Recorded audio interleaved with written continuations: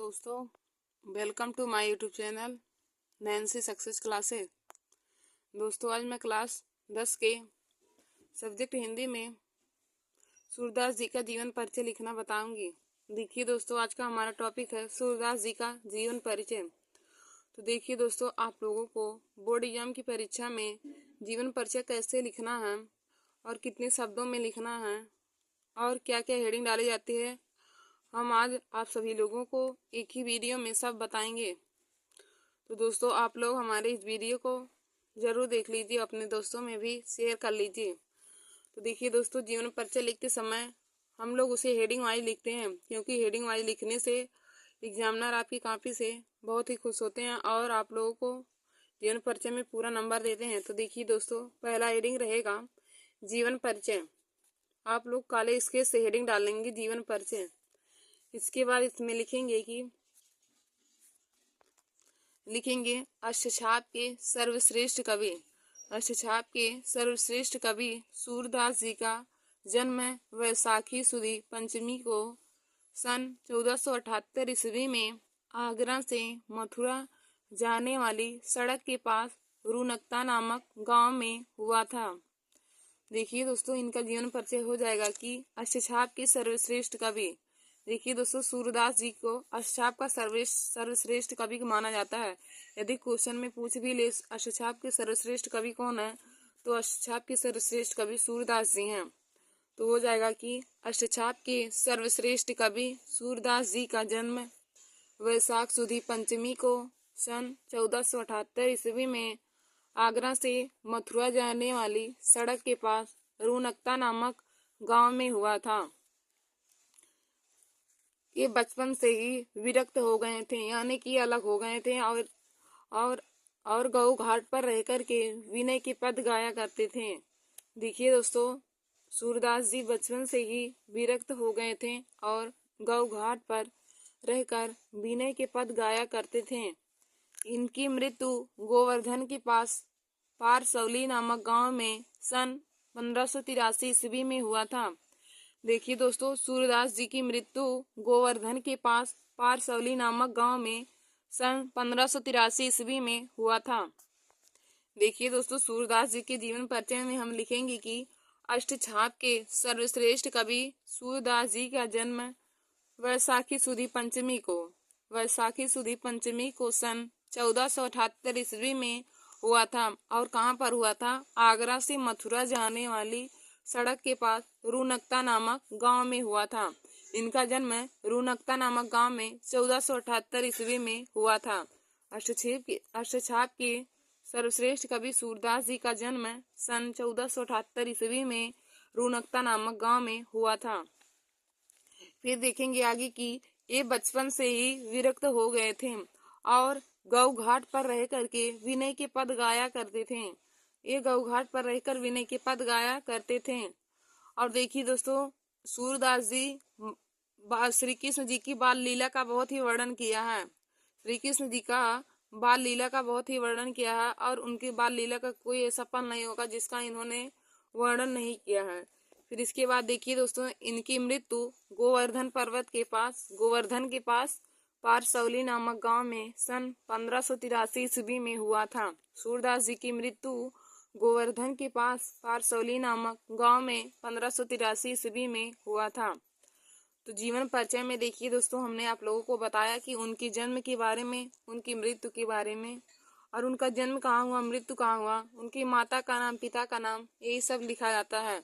तो आप लोग देखेंगे कि जीवन परिचय में हो जाएगा अष्टछाप के सर्वश्रेष्ठ कवि सूरदास जी का जन्म वैशाख सुदी पंचमी को सन 1478 में आगरा से मथुरा जाने वाली सड़क के पास रूनकता नामक गांव में हुआ था। ये बचपन से ही विरक्त हो गए थे और गऊ घाट पर रह कर के विनय के पद गाया करते थे। इनकी मृत्यु गोवर्धन के पास पारसौली नामक गांव में सन 1583 ईस्वी में हुआ था। तो दोस्तों, जीवन परिचय में इतना ही हम लिखेंगे। अब हमारी अगली हेडिंग रहेगी साहित्यिक परिचय। अब हम आगे आप लोगों को साहित्यिक परिचय के बारे में बताएंगे, सूरदास जी के साहित्यिक परिचय के बारे में। तो देखिए दोस्तों, साहित्यिक परिचय में हो जाएगा कि सूरदास जी ने श्री कृष्ण की बाल लीला का बड़ा ही मनोरम वर्णन किया है या फिर बहुत ही मनोहर वर्णन किया है। सूरदास जी ने श्री कृष्ण की बाल लीला का बहुत ही मनोरम वर्णन किया है या फिर उनकी बचपन का, बाल लीला का मतलब हो जाएगा बचपन का, बहुत ही मनोरम वर्णन किया है। वल्लभाचार्य के पुत्र विठलनाथ ने अष्टछाप के नाम से सूरदास सहित अष्ट कृष्ण भक्त कवियों का संगठन किया है। देखिए दोस्तों, सूरदास जी वल्लभाचार्य के पुत्र विठलनाथ के साथ रहते थे और विठलनाथ ने अष्टछाप के नाम से सूरदास सहित 8 कृष्ण भक्त कवियों का संगठन किया है। अब देखिए दोस्तों, इनके जन्म के संबंध में कुछ लिखा गया है, इनके साहित्यिक परिचय में कुछ लिखा गया है कि साहित्य लहरी सूर सागर सूर की सरावली, साहित्य लहरी सूर सागर सूर की सरावली, श्री कृष्ण जी की बाल छवि पर लेखनी अनुपम चली। साहित्य लहरी सूर सागर सूर की सरावली, श्री कृष्ण जी की बाल छवि पर लेखनी अनुपम चली। हम साहित्यिक परिचय में हेडिंग डाल के लिखेंगे कि सूरदास जी ने श्री कृष्ण जी की बाल लीला का बहुत ही मनोरम वर्णन किया है और इनका साहित्यिक परिचय बहुत ही साधारण था। वल्लभाचार्य के पुत्र विठलनाथ के साथ श्री कृष्ण सूरदास जी रहते थे और वे गौ घाट पर रहकर वीणे के पद गाया करते थे और वल्लभाचार्य के पुत्र विठलनाथ ने अष्टछाप के नाम से सूरदास सहित 8 कृष्ण भक्त कवियों का संगठन किया है। और इनके साहित्य के बारे में बताया गया है कि साहित्य लहरी सूर सागर सूर की सरावली, साहित्य लहरी सूर सागर सूर की सरावली, श्री कृष्ण जी की बाल छवि पर लेखनी अनुपम चली। देखिए दोस्तों, सूरदास जी ने श्री कृष्ण जी की बाल लीला का बहुत ही वर्णन किया है और श्री कृष्ण जी की बाल लीला का ऐसा एक पल नहीं है जिसका वर्णन इन्होंने अपनी काव्य में ना किया हो। तो दोस्तों, आगे हम उनकी रचनाओं के बारे में जानेंगे कि सूरदास ने कौन कौन सी रचना की है। तो रचनाएं में हो जाएगा सूर सरावली तथा साहित्य लहरी इनकी रचनाएं हैं। सूर सरावली तथा साहित्य लहरी सूरदास जी की रचनाएं हैं। सूर सागर में 1.25 लाख पद हैं। देखिए दोस्तों, सूर सागर में 1.25 लाख पद हैं और साहित्य लहरी सूरदास के 118 पदों का संग्रह है। साहित्य लहरी सूरदास के 118 पदों का संग्रह है। रचनाएं में हेडिंग डालकर लिखेंगे कि सूर सरावली तथा साहित्य लहरी इनकी रचनाएं हैं। सूर सागर में 1.25 लाख पद हैं। साहित्य लहरी सूरदास के 118 पदों का संग्रह है और इनकी देखिए रचनाएं यही है, सूर सागर, सूर सरावली और साहित्य लहरी। सूरदास की रचनाएं हैं साहित्य लहरी, सूर सागर और सूर सरावली। देखिए दोस्तों, सूरदास जी की रचनाएं हैं कि सूर सरावली तथा साहित्य लहरी इनकी रचनाएं हैं। सूर सागर में 1.25 लाख पद हैं। सूर सागर में 1.25 लाख पद हैं। साहित्य लहरी सूरदास के 118 पदों का संग्रह है। साहित्य लहरी सूरदास के 118 पदों का संग्रह है। अब हम इनकी रचनाएं जानेंगे कौन कौन सी है। तो रचनाएं हैं सूर सागर, सूर सरावली और साहित्य लहरी। यही 3 सूरदास जी की रचनाएं हैं, सूर सागर, सूर सरावली और साहित्य लहरी। तो आगे हम सूरदास जी की भाषा और शैली के बारे में जानेंगे। तो आप लोग हेडिंग डालिएगा भाषा। तो भाषा देखिए हो जाएगी कि सूरदास जी ने अपनी कविता में ब्रज भाषा का वर्णन, इनकी भाषा हो जाएगा कि सूरदास जी ने अपनी कविता में ब्रज भाषा का प्रयोग किया है। देखिए दोस्तों, सूरदास जी ने ब्रज भाषा का ही प्रयोग किया है और इन्होंने अपनी सभी कविताएं ब्रज भाषा में लिखा है और इन्होंने खास करके कविता श्री कृष्ण जी के ऊपर लिखा है और जिसमें इन्होंने ब्रज भाषा का प्रयोग किया है। फिर हम आगे देखेंगे शैली। तो सूरदास जी ने मुक्तक काव्य शैली को अपनाया है।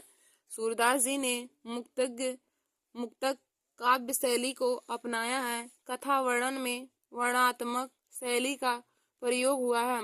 कथा वर्णन में वर्णात्मक शैली का प्रयोग हुआ है। समग्रता इनकी शैली सरस एवं प्रभावशाली है। समग्रता इनकी शैली सरस एवं प्रभावशाली है। देखिए दोस्तों, सूरदास जी की शैली सरस यानी कि सरल है एवं प्रभावशाली यानी कि आकर्षित करने वाली है। सूरदास जी की शैली में देखेंगे कि सूरदास जी ने मुक्तक काव्य शैली को अपनाया है। सूरदास जी ने मुक्तक काव्य शैली को अपनाया है। कथा वर्णन में वर्णात्मक शैली का प्रयोग हुआ है। समग्रता इनकी शैली सरस एवं प्रभावशाली है, सरल एवं प्रभावशाली है। देखिए दोस्तों, उनकी भाषा है कि सूरदास जी ने अपनी कविता में ब्रज भाषा का प्रयोग किया है और उन्होंने सभी कविताएं श्री कृष्ण जी के ऊपर ही किया है और जिसमें उन्होंने ब्रज भाषा का प्रयोग किया है। और दोस्तों, हमारी लास्ट हेडिंग रहती है कि हिंदी साहित्य में योगदान।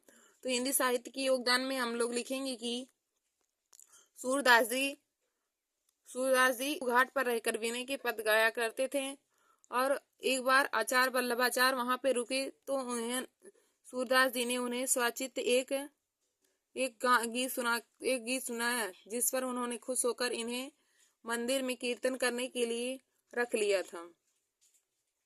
तो आज मैंने आप सभी लोगों को सूरदास जी का जीवन परिचय लिखना बताया कि सूरदास जी का जीवन परिचय हेडिंग वाइज कैसे लिखा जाता है।